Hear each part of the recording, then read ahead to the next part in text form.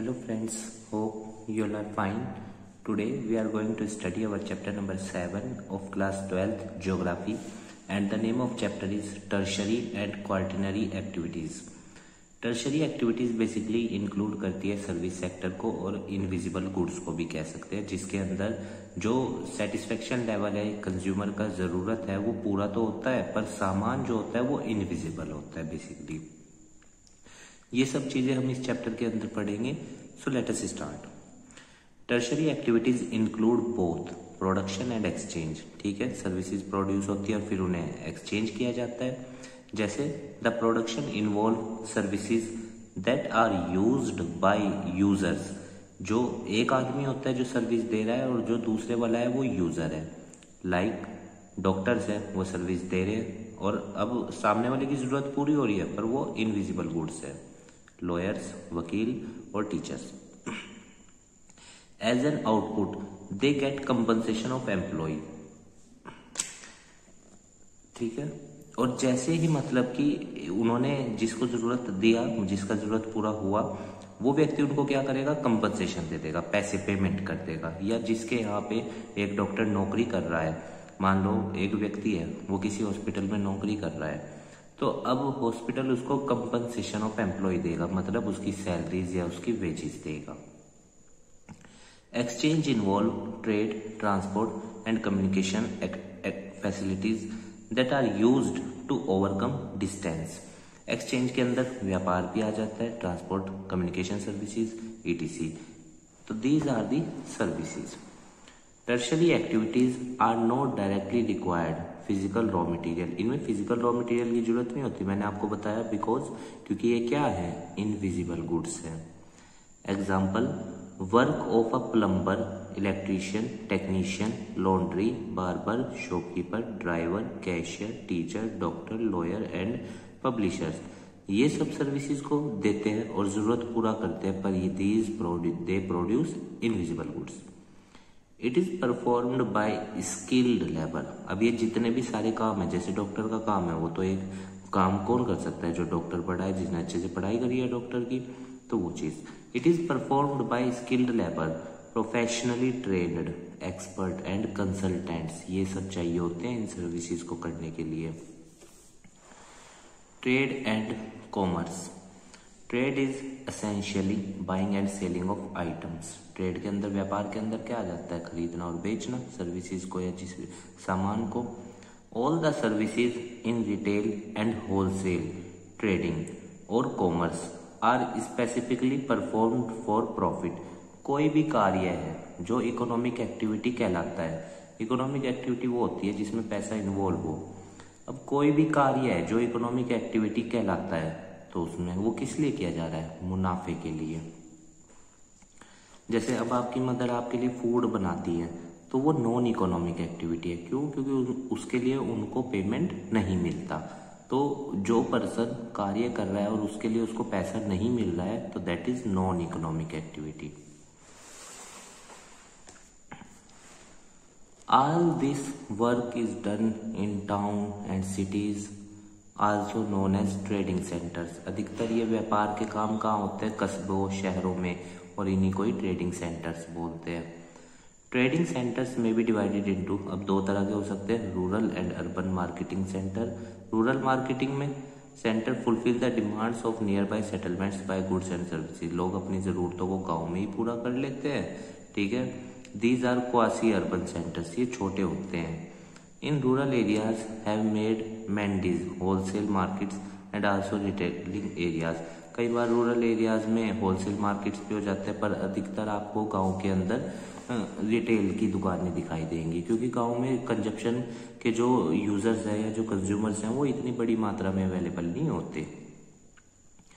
Periodic markets in rural area.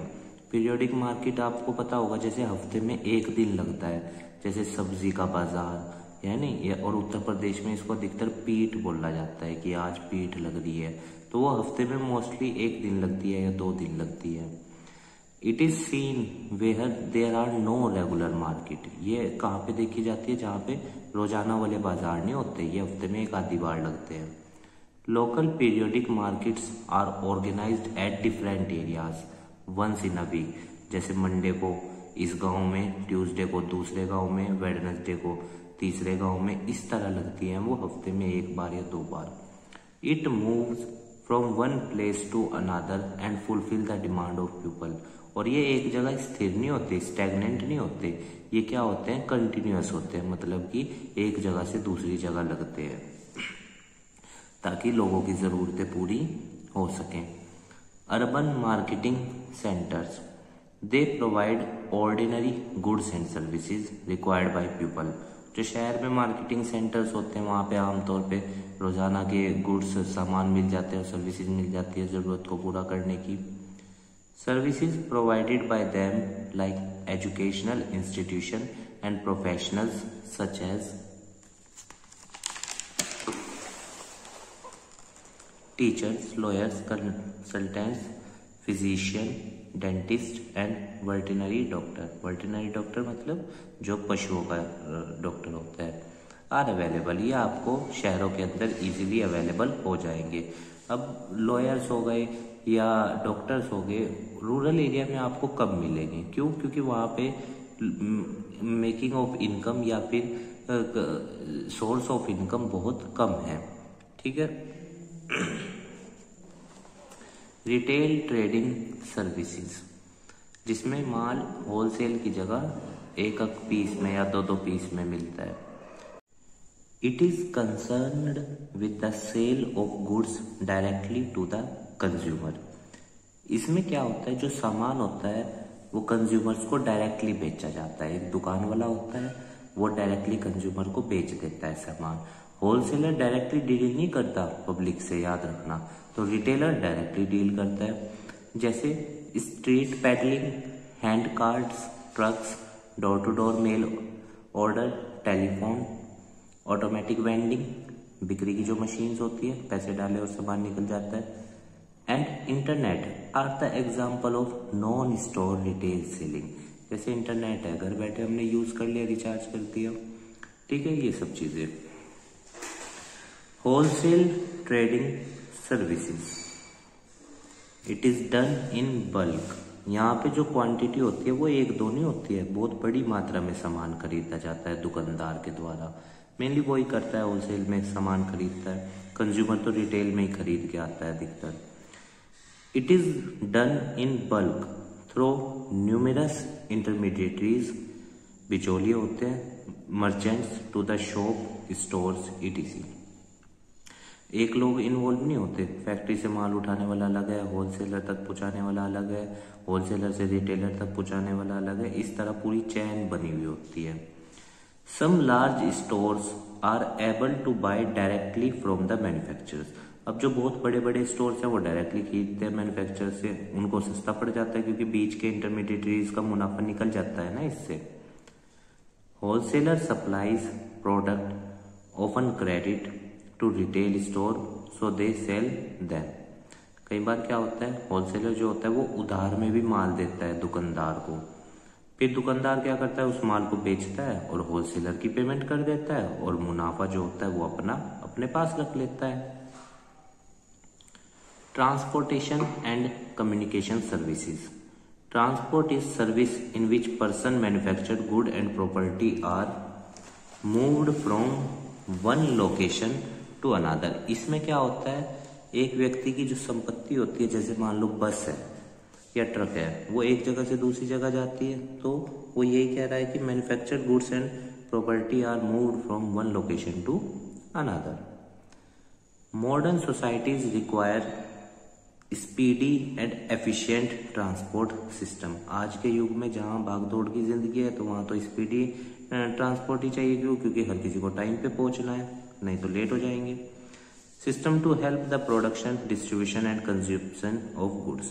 तो माल को अगर डिस्ट्रीब्यूट करना है तो वो भी टाइम पे करना है, अगर लोगों को इधर से उधर जाना है तो वो भी टाइम पे। तो इसलिए speedy and efficient transport system. Transport system includes, क्या क्या आता है इसके अंदर, rail, road, water and air networks. अब एक बात और याद रखिएगा, जैसे जैसे पॉपुलेशन बढ़ेगी इनकी डिमांड बढ़ेगी। अब अगर इनकी डिमांड बढ़ेगी तो तो पोल्यूशन भी बढ़ेगा, जाहिर सी बात है। तो यहाँ पे हमें जो नॉन पोल्यूटेड या पोल्यूशन फैलाने वाले फ्यूल्स हैं उन्हें यूज़ करना है, जैसे इलेक्ट्रिकल हो गए वो सब चीज़ें, या ग्रीन फ्यूल्स को यूज़ करना है, वो जो लेस पोल्यूशन करते हैं। Communication services.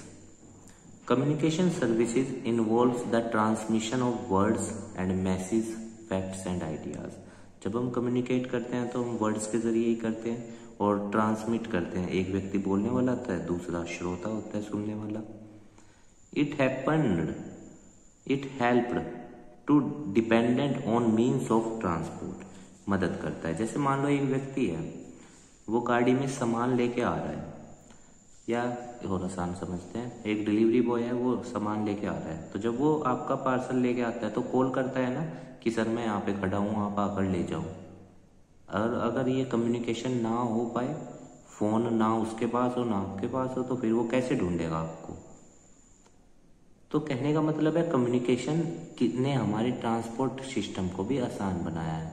हम चेक कर लेते हैं कि भाई बस गाड़ी कहाँ तक पहुंची, तो वो फोन कर लेते हैं ना ड्राइवर पे, तो कम्युनिकेशन के जरिए ही तो है। These were carried by hand, animals, boat, roads and rails, air, etc। Animals के जरिए कैसे?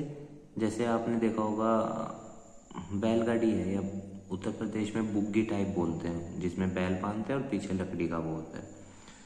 तो उसमें लोग बैठ के एक जगह से दूसरी जगह जाते हैं, रूरल इंडिया में, रूरल सेक्टर में मेनली। या बोट में कम्युनिकेशन, एक जगह से दूसरी जगह जा रहे हैं, कम्युनिकेट कर रहे हैं। अब तो मोबाइल्स हैं, easily we can use the online और social media apps and easily can connect to anyone or to our known one. Certain development such as mobile, telephony and satellite have made communication independent of transport. अब तो ये बहुत आसान है, physically individual को खुद नहीं जाना पड़ता, और अब तो वीडियो कॉलिंग से और आसान हो गया है। We can connect easily to anyone all over the world.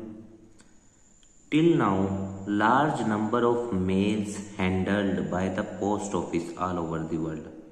अब लोग पहले तो, अगर जब ये टेलीफोन्स नहीं थे या कम्युनिकेशन के साधन ओल्ड थे, ट्रेडिशनल थे, तो उसमें वो मेल लिखा जाता था, फिर पोस्ट किया जाता था, फिर वो व्यक्ति वहाँ उसके घर देकर आता था, फिर वहाँ से जवाब आता था, तो वो टाइम भी लगता था उसमें ज़्यादा और कॉस्ट भी। पर अब तो easily we can send messages in a seconds. Some communication services are discussed below. So there are some names of communication services. Like telecommunication, जिसमें हम किससे कम्युनिकेशन करते हैं? फोन के जरिए। It is electrical technology. Electrical है, time कम लगता है, मिनट्स में काम हो जाता है, बात कर ली, काम खत्म। Post examples are telegraph, Morse code and telex. Radio and televisions also help to broadcast news, pictures, telephone calls, connect to vast audience around the world and they are called as mass media. इन्हें mass media कहा जाता है। क्यों? क्योंकि बहुत बड़ी area of population को cover कर लेते हैं, और बैकवर्ड इलाकों में, या मतलब कि जो बैकवर्ड एरियाज है वहाँ पे भी इजीली कवर अप किया जा सकता है, मैसेज को पहुँचाया जा सकता है। Newspapers cover event in all around the world. Newspaper में आप खबरें देख सकते हैं, पूरी दुनिया की होती है, वो भी एक कम्युनिकेशन का जरिया है। Satellite communications broadcast information of the earth and from the space. Satellites का भी उपयोग किया जाता है कम्युनिकेट करने के लिए कि धरती के आसपास स्पेस में क्या हो रहा है, वो सब चीज़ें। The internet has brought revolution in the global communication system. Internet ने तो इसको और बढ़िया बना दिया है। We can use video calls और इंटरनेट टू सर्फ, बहुत सारी चीजें कर सकते हैं। Services occur at many different level, अलग अलग लेवल पे होती है। Some people gear to industry, some people to people and some to both industry and people. Example the transport system. कुछ लोग हैं जो फैक्ट्रीज में काम कर रहे हैं, कुछ लोग हैं जो कहीं और काम कर रहे हैं। तो इसी तरह हर आदमी सर्विसेज दे रहा है, जैसे डॉक्टर अपनी सर्विस दे रहा है, टीचर अपनी सर्विस। तो और अगर आपको मैं एक बात बताऊं, इंडिया का जो जीडीपी का सबसे बड़ा कंट्रीब्यूशन है ना, वो सर्विस सेक्टर से ही आता है, मोर देन 70%। और पॉपुलेशन 22 से लेके 26 के बीच में अराउंड इतनी % इन्वॉल्व है। और जहाँ एग्रीकल्चर पे सबसे ज़्यादा पॉपुलेशन इन्वॉल्व है 48.9% अराउंड, उसका शेयर कंट्रीब्यूशन जीडीपी में बहुत कम है। Low order services such as grocery shops and laundries, these are also services. ये लो ऑर्डर है, जैसे कपड़े धोना या ये सब काम, सब्जी ले मंगा लेना। हाई ऑर्डर सर्विस में अकाउंटेंट, कंसल्टेंट, फिजिशियन। अब हैं दोनों ज़रूरी, पर दोनों के में स्किल्स अलग अलग चाहिए और पेमेंट्स के अलग अलग हैं। यहाँ पेमेंट्स ज़्यादा होती है, वहाँ कम होती है। Services are provided to individual consumer so they pay for them, एक व्यक्ति को मिलती है और वो पैसा दे देता है। जैसे the gardener, the launderer, making and maintaining highways and bridges, and the barber do physical labour, teachers, lawyer, physician, musician and other perform mental labour. Teacher दिमाग से की सर्विस मतलब मेंटल लेबर करता है, ये लोग फिजिकल लेबर करते हैं। लॉयर हो गया, वो भी मेंटल लेबर करता है, या मेंटल एक्सरसाइज कह सकते हो आप इसको, दिमागी एक्सरसाइज। दिमाग से ही तो बताते हैं ना कि ऐसे पढ़ना है, ऐसे नहीं पढ़ना है, टीचर्स जो आपको बताते हैं, तो दैट इज मेंटल एक्सरसाइज।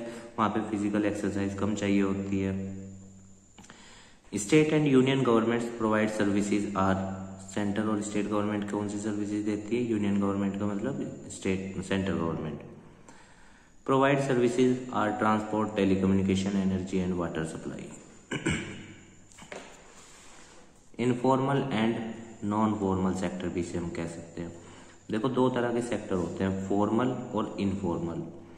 याद रखना, इनफॉर्मल में एक्सप्लॉयटेशन होता है, फॉर्मल में नहीं होता आमतौर पे। फॉर्मल में गवर्नमेंट्स के रूल्स एंड रेगुलेशन अच्छे फॉलो होते हैं, इनफॉर्मल में नहीं होते। फॉर्मल में पेड लीव्स मिलती है, इनफॉर्मल में नहीं मिलती हैं, ये सब चीज़ें।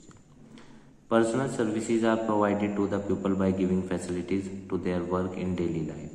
जैसे घर में काम करने वाले, सफाई करने वाले, या आपके लिए कोई और कुछ सर्विस दे रहा है आपको डेली बेसिस पे और पैसा ले रहा है, तो दैट इज पर्सनल सर्विस दे रहा है वो आपको। The workers migrate from rural areas in search of employment and are unskilled. जो अनस्किल्ड वर्कर होते हैं, पढ़े लिखे नहीं होते हैं या कम पढ़े लिखे होते हैं, वो शहरों की तरफ जाते हैं, माइग्रेट करते हैं, किस लिए? रोजगार के लिए। They are employed in domestic services, वो घरों में भी काम कर लेते हैं, जैसे हाउस कीपर्स बन जाते हैं, कुक बन जाते हैं, या गार्डनर बन जाते हैं और पैसे कमाते हैं और अपनी रोजी रोटी चलाते हैं। दीज आर बेसिकली इनफॉर्मल, ठीक है ना। यहाँ पे गवर्नमेंट्स के रूल्स एंड रेगुलेशंस की इतने बड़े स्केल पे फॉलो नहीं किए जाते। देयर सैलरीज आर आल्सो लो, जाहिर सी बात है, फॉर्मल में सैलरी बढ़िया मिलती है, इनफॉर्मल में कम मिलती है। एग्जाम्पल इन इंडिया, मुंबई में होते हैं जो डब्बा वाले, आपने देखा होगा, सर पे रखते हैं, बहुत बड़ा लकड़ी का बोझ टाइप होता है और उसमें बहुत सारे टिफिन्स रखे होते हैं। प्रोवाइड टू अबाउट 1,75,000 कस्टमर्स को ऑल ओवर द सिटी, वो अपनी सर्विसेज दे रहे हैं। So they are included in the informal sector. Government को चाहिए कि वो क्या करे, इनफॉर्मल सेक्टर के जो वर्कर्स हैं या वर्क फोर्स है या लेबर फोर्स है, उन्हें प्रोटेक्ट करे। मीन टू से कि अच्छी तरह नियम कानून लागू हो, ताकि वो लोग भी फॉर्मल सेक्टर के जैसे ही लाइफ को एंजॉय कर सकें। People engaged in tertiary activities. Today most of the peoples are service workers, अधिकतर सर्विस में लगे हुए हैं। इन मोर डेवलप्ड कंट्रीज, जहाँ पे डेवलप्ड देश है, like America, Britain, Japan, China, तो वहाँ पे हायर परसेंटेज है वर्कर्स का जो सर्विस सेक्टर में लगे हुए हैं, और जो लेस डेवलप्ड कंट्रीज है वहाँ पे 10% लोग ही सर्विस सेक्टर में। इंडिया में भी देख लो 23-24% के आसपास ही है। यूएसए के अंदर 75% वर्कर सर्विस सेक्टर में है, तभी तो इतना बड़ा उसका ट्रिलियन है जीडीपी। यूएसए का वर्ल्ड का सबसे ज़्यादा जीडीपी है उसका। It is increasing more in this sector, और वो इस सेक्टर में और अच्छा बढ़ रहे हैं। वाइल इट इज़ कॉन्स्टेंट और decreasing in the primary and secondary activity. अब देखो ये एक सोचने वाली बात है कि आदमी चाहे कितना भी पैसा कमा ले, खाता ही तो है, तो वो मतलब कि खाना तो खाएगा ही। तो अब अगर प्राइमरी सेक्टर पे बर्डन, या कह सकते हो आप लोग इन्वॉल्वमेंट कम हो रहे हैं, लोग खेती नहीं कर रहे हैं, तो फिर कैसे प्रोडक्शन होगा और कैसे सबकी ज़रूरत पूरी होगी? तो टर्शरी सेक्टर तो बढ़ रहा है, पर हमें यहाँ पे चाहिए, गवर्नमेंट को चाहिए कि प्राइमरी सेक्टर भी बढ़े देश का, वो भी तरक्की करे। और इंडिया जैसे देश को तो खासकर, क्योंकि हमारे यहाँ की बैकबोन ही देश की इकोनॉमी की प्राइमरी सेक्टर है, क्योंकि मेजोरिटी ऑफ द पॉपुलेशन लगी हुई उस पर है।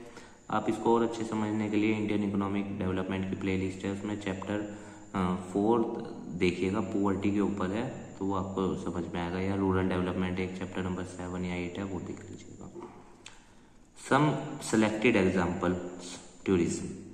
Tourism is travel which is done for purpose of enjoy rather than business. लोग एक जगह से दूसरी जगह घूमते हैं एंजॉयमेंट के लिए, बिजनेस के लिए थोड़ी। It has become the world single largest tertiary activity. ये वर्ल्ड की सबसे बड़ी टर्शरी एक्टिविटी है और बहुत सारी जॉब्स इसमें रजिस्टर्ड है, मोर देन 25 करोड़ जॉब्स। और रिवेन्यू टोटल कितना आता है, 40% ऑफ द टोटल GDP। देखो कितना ज़्यादा पैसा इन्वॉल्व है इसमें वर्ल्ड का। यूरोपियन कंट्रीज तो आप जानते हैं अधिकतर टूरिस्ट प्लेस ही हैं। Many local persons are employed. बहुत सारे लोकल लोग इसमें काम करते हैं। To provide services like hotel बना लेते हैं वो, या भोजन दे देते हैं रोज का, या ढाबा टाइप खोल लेते हैं, या एंटरटेनमेंट के जरिए स्पेशल शॉप्स, गिफ्ट्स विफ्ट्स खरीदने के लिए या बेचने के लिए, सर्विंग द टूरिस्ट, और टूरिस्ट्स को सेवा देते हैं। तो देखो टूरिज्म भी अच्छा सेक्टर है और बहुत बढ़िया पोटेंशियल है इंडिया जैसे देश में, क्योंकि हमारे यहाँ आप जानते हैं पहाड़ इतने अच्छे अच्छे हैं कश्मीर में। तो अगर गवर्नमेंट उस पर और फंड्स करे और खर्च और डेवलप करे टूरिज्म सेक्टर को, तो और ज़्यादा जॉब्स क्रिएट की जा सकती है। और फॉरेन इन्वेस्टमेंट भी आएगा देश में जब बाहर के लोग घूमने आएंगे।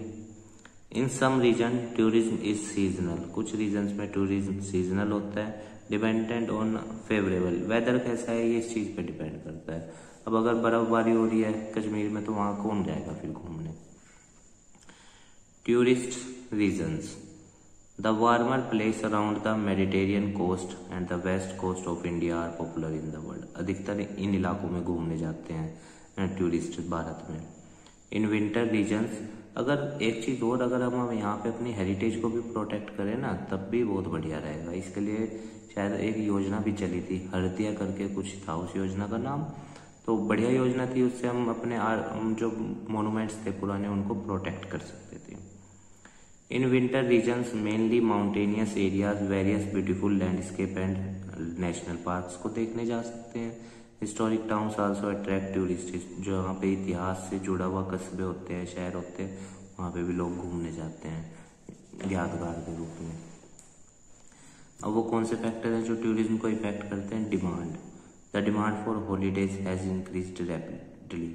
अब हॉलीडे होंगे तभी घूमने भी जा सकते हैं। Improvement in standard of living and increase leisure time. अब वही बात है कि हर किसी पे आज वक्त ही नहीं है, क्योंकि लाइफ इतनी ज़्यादा बिजी हो गई है काम करने में, तो घूमने फिरने के लिए टाइम मुश्किल ही निकल पाता है। So many people to go holidays for rest. अधिकतर लोग जाते भी है घूमने। ट्रांसपोर्ट भी इफेक्ट करता है। मान लो ट्रांसपोर्ट बढ़िया ना हो, या रेल कनेक्टिविटी ना हो, या और कनेक्टिविटी ना हो, तो फिर लोग क्यों जाएंगे घूमने, क्योंकि प्रॉब्लम होगी, कैसे जाएंगे वो घूमने। The improvement in transportation. जैसे जैसे ट्रांसपोर्ट इम्प्रूव होगा टूरिज्म सेक्टर बढ़ेगा, ट्रैवल इजी हो जाएगा कार से या रोड से। एयर ट्रांसपोर्ट भी बहुत हाल फिलहाल में बढ़ा है, और इवन अब तो रेल्स भी चल गई हैं और ज़्यादा। We can move from one point at anywhere in the world in few hours. कुछ घंटों में ही पहुँच सकते हैं। Tourist attraction. अब एक जो टूरिस्ट होता है वो एक जगह पे क्यों जाता है। क्लाइमेट। क्लाइमेट बढ़िया है तो लोग घूमने जाते हैं वहाँ पे। Most people from colder region expect to have warm sunny weather for beach holidays. वो इन इलाकों में जाते हैं जो ठंडे इलाकों से आते हैं। That's why the importance of tourism to go in the southern Europe and the Mediterranean consistently higher temperature lands. यहाँ पे लोग ज़्यादा जाते हैं घूमने जो ठंडे इलाकों से आते हैं। Some people go for winter holidays like Shimla having snow. कुछ लोग गर्मी में घूमने भी जाते हैं वहाँ पे, शिमला में हो गया या हिमाचल हो गया, कुल्लू मनाली, ताकि वो बर्फबारी का आनंद ले सके। लैंडस्केप। कुछ लोग नेचर की ब्यूटी को भी देखने जाते हैं। Many people like to spend their holidays in the attractive environment. जो बढ़िया एनवायरनमेंट है जैसे माउंटेन्स, लेक्स, ब्यूटीफुल ये सब चीज़ें हो गई, ठीक है ना। यहाँ पे लोग घूमने जाते हैं। हिस्ट्री एंड आर्ट को भी जानने लोग जाते हैं एक जगह पे, इतिहास को जानने के लिए भी लोग उस जगह जाते हैं। The history and art of an area have very attractiveness. अगर एक जगह का इतिहास बढ़िया है तो लोग वहाँ जाएंगे। If a region provide the need of tourist at a cheap cost, और अगर टूरिस्ट जो चाहता है, जो नॉलेज चाहता है या जो सेटिस्फेक्शन चाहता है वो उसको सस्ते रेट पे मिल जाए तो वो इजीली पॉपुलर हो सकती है वो जगह।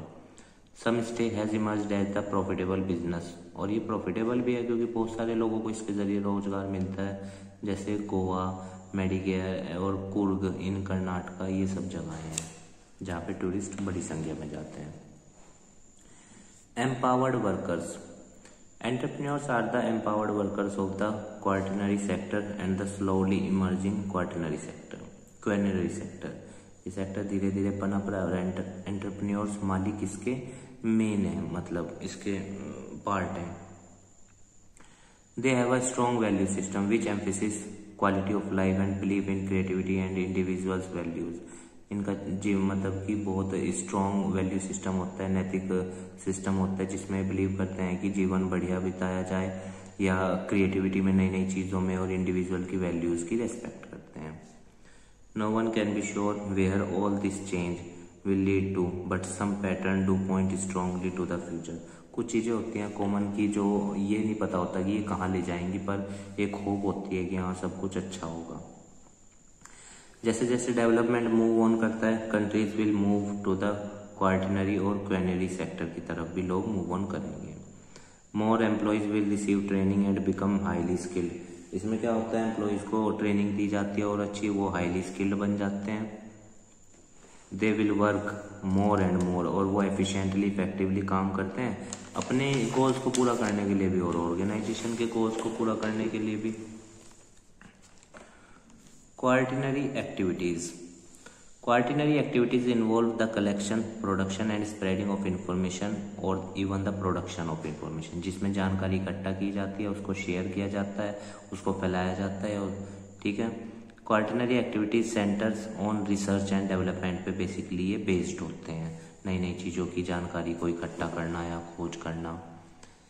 It may be seen as an advance form of services involving specialised knowledge. अब इसमें स्पेशलाइज्ड नॉलेज चाहिए, क्यों? क्योंकि जो व्यक्ति इन्फॉर्मेशन इकट्ठी कर रहा है, रिसर्च कर रहा है, वो स्पेशलाइज्ड होना चाहिए, तभी तो वो अच्छी रिसर्च और अच्छी इन्फॉर्मेशन इकट्ठी कर पाएगा।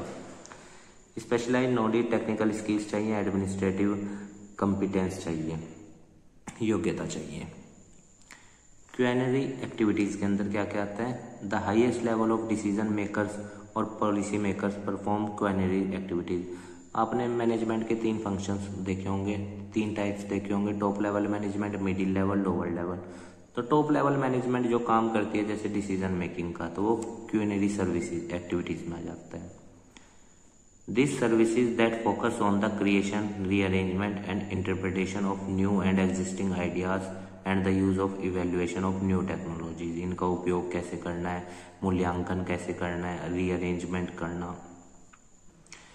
It is referred as gold collar. इसको क्या कहा जाता है? Gold collar. लास्ट में आपको ये समझ में आएगा। Profession, research scientist, financial and legal consultants, doctors, ETC, ये क्वेनरी एक्टिविटीज में आते हैं। हाईली स्किल्ड होते हैं और पैसा भी अच्छा चार्ज होता है इनके लिए। आउटसोर्सिंग क्या होता है? जब अपना काम किसी तीसरे से कराया जाए। जैसे मान लो एक अमेरिकन कंपनी है, उसकी अपने देश में फैक्ट्री है, और वो कस्टमर केयर्स जो उसके थे, मतलब कि जो कस्टमर उसके हैं, उनको कोई प्रॉब्लम आती है तो वो क्या करेगी कंपनी, कॉल उसको वहाँ नहीं मिलेगी, कॉल इंडिया जैसे देश में मिलेगी जहाँ पे लेबर सस्ती मिल जाती है। तो वो BPOs आपने देखा होगा, गुड़गांव, नोएडा, दिल्ली में बहुत सारे हैं कॉल सेंटर्स, तो वो यहाँ पे आके कॉल मिलती है। या फिर आप देख लो डबिंग का जो काम है वो भी आउटसोर्सिंग में ही अधिकतर आ जाता है। तो आउटसोर्सिंग क्या होती है? वो अपने देश में ना करा के हमसे करा रहे हैं। आउटसाइडर से जो कराए जाते हैं। Has resulted in the opening of large number of call centres. आप जानते हैं यही आउटसोर्सिंग का मेन है इंडिया के अंदर, जैसे इंडिया, चाइना, क्योंकि चीप लेबर मिल जाती है और स्किल्ड लेबर मिल जाती है। In India, China, Eastern Europe, Israel, Philippines and Costa Rica. It has created new jobs in these countries. इन देशों में नई नौकरियां उत्पन्न हुई हैं वही आउटसोर्सिंग के जरिए। बाहर से फॉरेन इन्वेस्टमेंट भी आया है। Outsourcing is coming to those countries where cheap and skilled workers are available. New trend in quaternary services include knowledge processing outsourcing. KPOs भी आ रहे हैं, ये धीरे धीरे बढ़ रहे हैं। Knowledge processing outsourcing, online teaching, ये सब काम। The KPO industry is different from business BPO से ये अलग है। As it involve more high skilled, इसमें और ज़्यादा हाई स्किल्ड लोग चाहिए। KPOs enable companies to create additional business opportunities, जैसे KPOs include research and development activities, e-learning, business research, profession and the banking sector. Medical services for overseas patient. अब कुछ जैसे एक देश के लोग दूसरे देश में जाते हैं इलाज करवाने, क्योंकि वहाँ पे बढ़िया इलाज होता है, तो ये भी एक बढ़िया सोर्स है सर्विसेज सेक्टर और रिवेन्यू जनरेट करने का। About 55,000 from USA visited India in 2005 for treatment। 55,000 patient आए थे USA से भारत ट्रीटमेंट के लिए। तो अब वो लोग यहाँ आए तो यहाँ के पैसा खर्च किया उन्होंने, तो देखो हमारे देश के लोगों को रोजगार भी मिला और नेशनल इनकम भी बढ़ी देश की। India has emerged as the leading countries of medical tourism in world. Pakistan से भी बहुत लोग आते हैं, नेपाल, श्रीलंका से, क्योंकि हमारे यहाँ मेडिकल केयर सस्ती है और देशों के मुकाबले। Medical tourism brings many benefit to the developing countries को, इसका बहुत फायदा होता है इंडिया, थाईलैंड, सिंगापुर, मलेशिया जैसे देशों को। Hospitals providing certain medical services ranging from reading radiology images, magnetic resonance image, MRI scans, ultrasound test, ये सब चीज़ें आप जानते हैं इंडिया के अंदर आज बहुत अच्छे स्केल्स पे हो रही हैं। Medical tourism when people go to other countries for treatment, that is called medical tourism. जब लोग एक अपने देश से दूसरे देश में जाएं इलाज करवाने, वो मेडिकल टूरिज्म कहलाता है। The digital divide, opportunities emerging from the information and communication technology based development is not equal across the globe. क्योंकि एक अमीर आदमी है वो इनका उपयोग कर लेता है, पढ़ा लिखा व्यक्ति अनपढ़ नहीं कर पाता, तो पढ़े लिखे का विकास हो जाता है, अनपढ़ ऐसे ही रह जाता है। There are wide-ranging economic, political and social differences among countries। बहुत सारे हैं। इवन रूलिंग करने की व्यवस्था भी अलग है, कहीं मोनार्की है, कहीं डेमोक्रेसी है, कहीं डिक्टेटरशिप है। Developing countries have moving forward to provide ICT facilities to their people. Developing countries कोशिश करती हैं कि सबसे बढ़िया से बढ़िया सर्विसेज दें अपने लोगों को, पर वो इस चीज़ में अधिकतर फेल हो जाते हैं। क्यों? Because of lack of resources. और ये भी याद रखना, डेवलपिंग देशों में पॉपुलेशन ज़्यादा तेज बढ़ती है किसके कंपैरिजन में? डेवलप्ड के। The developing countries have lagged behind and this is known as digital divide. इसी को ही क्या कहा जाता है? Digital divide. जब डेवलपिंग देश डेवलप्ड देश से पिछड़ जाए या पीछे रह जाए, जैसे चाइना जापान की टेक्नोलॉजी या उसका GDP हमसे बहुत बड़ा है इंडिया से, तो हम कह सकते हैं कि हम डिजिटल डिवाइड है उनके केस में। Nature of work against each collar name, very important, remember this is COLLAR, collar name. तो गोल्ड कॉलर वर्कर्स क्या काम करते हैं? ये हाईली स्किल्ड नॉलेजेबल होते हैं, जैसे doctor, lawyer, scientist. White collar वाले ऑफिस वर्कर्स होते हैं, मैनेजमेंट, जनरल साइंस वाले। ग्रे कॉलर वाले ये प्रोफेशनल्स होते हैं, IT प्रोफेशनल, हेल्थ केयर में काम करते हैं। ब्लू कॉलर वाले ये मैनुअल लेबरर होते हैं और इनकी कमाई भी बहुत थोड़ी होती है और इन्हें घंटों के हिसाब से भी पैसा मिलता है। पिंक कॉलर वाले इन्हें तनख्वाह कम मिलती है, जैसे लाइब्रेरियन, रिसेप्शनिस्ट, प्राइवेट सेक्टर में तो कम ही है। Open collar worker work from home व इंटरनेट के जरिए घर से ही काम करते हैं। लॉकडाउन में तो ये बहुत चला है ओपन कॉलर वर्कर वाला सिस्टम। ब्लैक कॉलर वर्कर जो माइनिंग या ऑयल इंडस्ट्री में काम करते हैं। तो उम्मीद है गाइस आपको ये चैप्टर समझ में आया होगा। हमारे काम को सपोर्ट करने के लिए वीडियो को लाइक कीजिएगा, अपने दोस्तों के साथ शेयर कीजिएगा और हमारे चैनल को भी सब्सक्राइब कर दीजिएगा। और अगर आपकी कोई क्वेरी है तो आप कमेंट बॉक्स में बता दीजिएगा, हम उसके आंसर देने की पूरी कोशिश करेंगे। और देखिए स्टूडेंट, अगर किसी पॉइंट से आप हर्ट हुए हैं तो उसके लिए हम आपसे क्षमा मांगते हैं। हमारी कोई इंटेंशन नहीं थी आपको हर्ट करने की, चीज़ें हैं, पॉइंट्स हैं, बुक में लिखे हुए पॉइंट्स हैं, तो कई बार क्या होता है एक्सप्लेनेशन में या कोई पॉइंट, क्योंकि हम सब सोसाइटी का हिस्सा हैं तो हर्ट कर जाता है, तो आप उसे इग्नोर कीजिएगा और एज ए स्टूडेंट ही उन चीज़ों को इनटेक कीजिएगा। स्वस्थ रहिए, मन लगाकर पढ़ाई कीजिए और खूब नाम कमाइएगा। धन्यवाद स्टूडेंट।